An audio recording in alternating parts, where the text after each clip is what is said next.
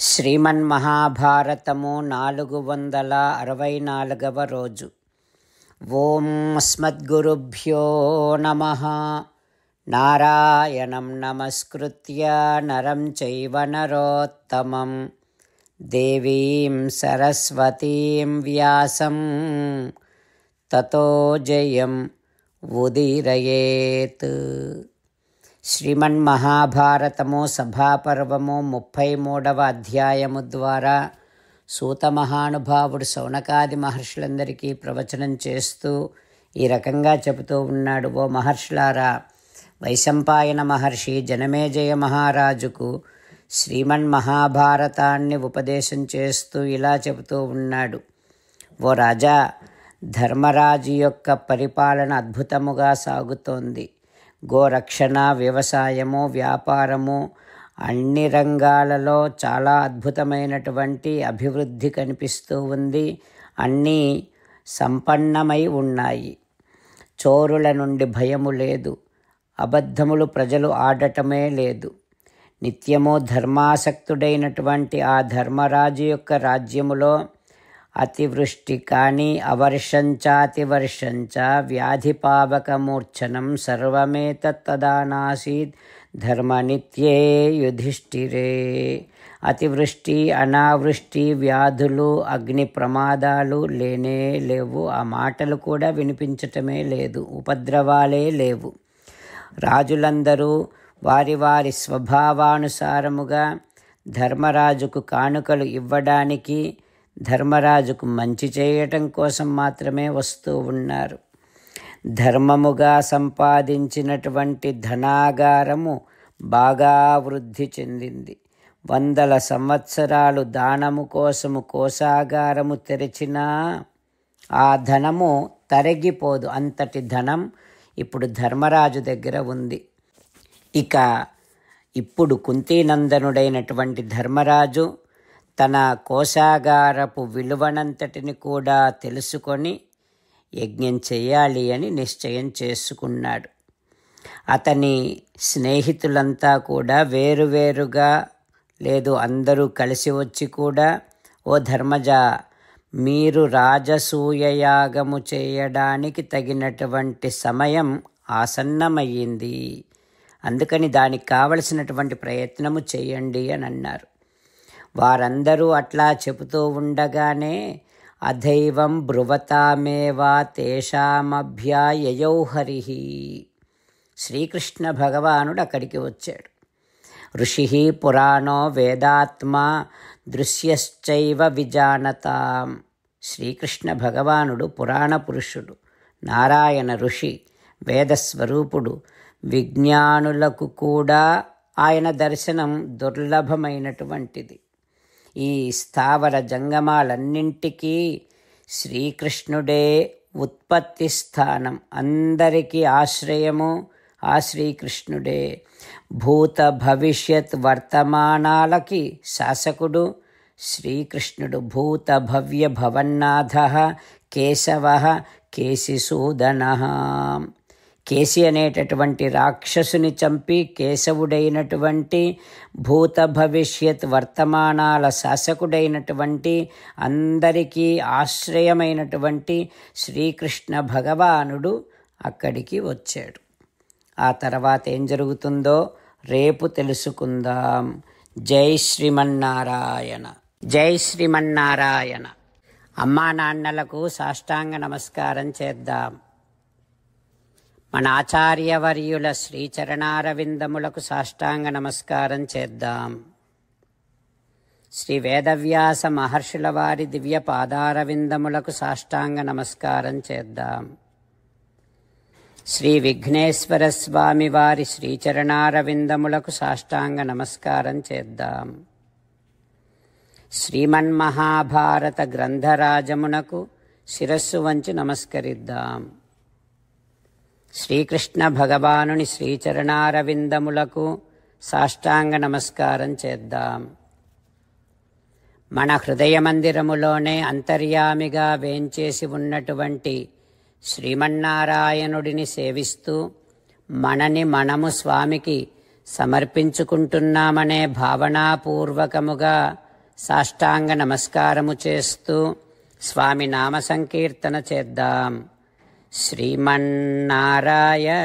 నారాయణ నారాయణ శ్రీమన్నారాయణ నారాయణ నారాయణ. శ్రీమన్నారాయణుడే శ్రీకృష్ణ భగవానుడిగా వచ్చి మనందరికీ భగవద్గీతను ఇచ్చి మనందరినీ ఒక 8 పనులు చేయమని చెబుతూ ఉన్నాడు. అందుకని భగవన్ తప్పకుండా చేస్తామంటూ మనం ప్రతిరోజు ఈ రకంగా మాట ఇద్దాం. హో శ్రీమన్నారాయణ కరిష్యే వచనం తవ సర్వం శ్రీకృష్ణార్పణమస్తు. జై శ్రీమన్నారాయణ. జై శ్రీమన్నారాయణ. భక్తులకు ప్రత్యేకమైనటువంటి విజ్ఞాపన. మీకు అన్ని విషయాలలో వెంటనే మంచి ఫలితాలు రావాలి అనంటే ప్రతిరోజు 1 నిమిషం వెచ్చించి నారాయణాస్త్రాన్ని చదవండి. ఇక మీకు తిరిగే ఉండదు. నారాయణాస్త్రాన్ని పొందడానికి మీరేం చేయాలంటే నారాయణాస్త్రం అనే వెబ్సైట్కి వెళ్ళి మీ పేరు మీ ఈమెయిల్ ఇస్తే మీ ఈమెయిల్కి నారాయణాస్త్రం PDF వస్తుంది. అందులో ఒక రామాయణ శ్లోకం, ఒక గీతా శ్లోకం, ఒక విష్ణునామం ఉంటాయి. ఆ 3 కలిపి నారాయణాస్త్రం అంటాం. ప్రతి ఒక్కరికి వేరువేరు శ్లోకాలను ఇస్తున్నాం. ఆ రకంగా ఎవరి శ్లోకాన్ని వారు ప్రతిరోజు తప్పనిసరిగా చదవటం వలన ప్రతిరోజు ప్రతి 24,000 భక్తులతో ఒకసారి సంపూర్ణ రామాయణ పారాయణ, 33 సార్లు శ్రీమద్ భగవద్గీత పారాయణ, 24 సార్లు శ్రీ విష్ణు సహస్రనామ స్తోత్ర పారాయణ జరుగుతుంది. ప్రతి ఒక్కరికి అంతటి విశేష ఫలితము ప్రతిరోజు లభిస్తుంది. అందుకని మీరు మీ కుటుంబ సభ్యులు అందరూ ఒక్కొక్కరు ఒక్కొక్క నారాయణాస్త్రాన్ని వెంటనే పొందండి.